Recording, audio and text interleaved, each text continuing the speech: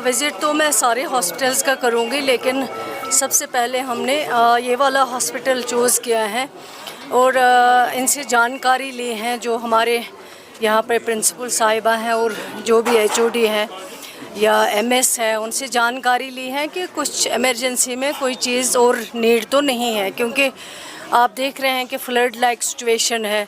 लेकिन इन्होंने ऑलरेडी अपना जो है उसको सारा कुछ इन्होंने तय किया हुआ कि अगर कोई इस तरह की इमरजेंसी होगी तो पेशेंटों को किस तरह से कहाँ पे डालना है, वो सब इन्होंने करके रखा है। लेकिन अल्लाह करें कि अभी ठीक रहें हालात, तो अभी ऐसा कुछ इमरजेंसी आई नहीं।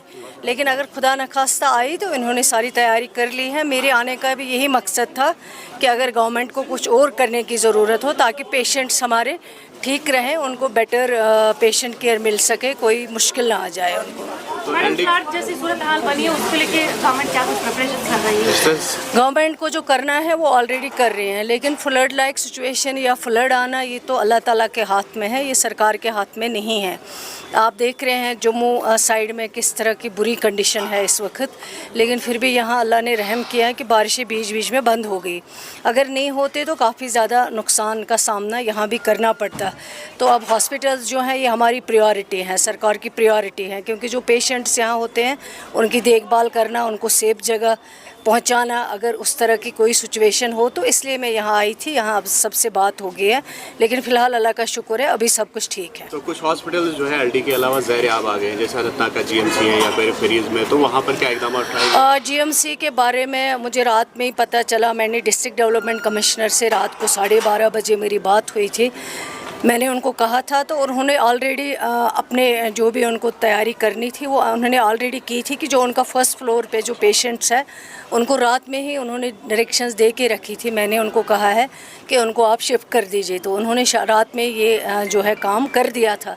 सरकार लगी हुई है, इंशाल्लाह किसी को कोई परेशानी नहीं होनी चाहिए, उसमें हम सब काम कर रहे हैं। आप सबकी मदद चाहिए, अगर कहीं पे कुछ इमीडिएट नीड हो आप भी ज़रूर हमारे नोटिस में ला सकते हैं। लास्ट क्वेश्चन, जिस तरह से 2014 के बाद जो अपनाए गए थे, जो मेजर्स उठाए गए थे जैसे ड्रेजिंग वगैरह, तो आहिस्ता आहिस्ता वो जो है साद महरी की नज़र वो प्रोजेक्ट्स हो गए, तो अब क्या सरकार वो तो आप उन्हीं से पूछेंगे जो 2014 के बाद जिन्होंने 24 तक यहाँ सरकार चलाई।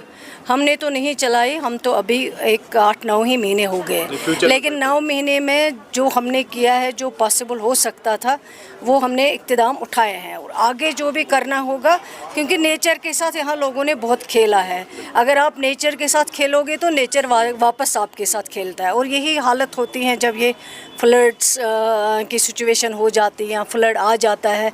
इतने सारे नुकसानात हुए, सुना है वैष्णो देवी में काफ़ी लोगों की जानें चली गई हैं, तो ये बड़ी दुख की बात है। ये चीज़ें नहीं होनी चाहिए, लेकिन इस चीज़ को हमें आगे जो है इस पर काम करना है और इंशाल्लाह वो सरकार ज़रूर करेगी। शुक्रिया।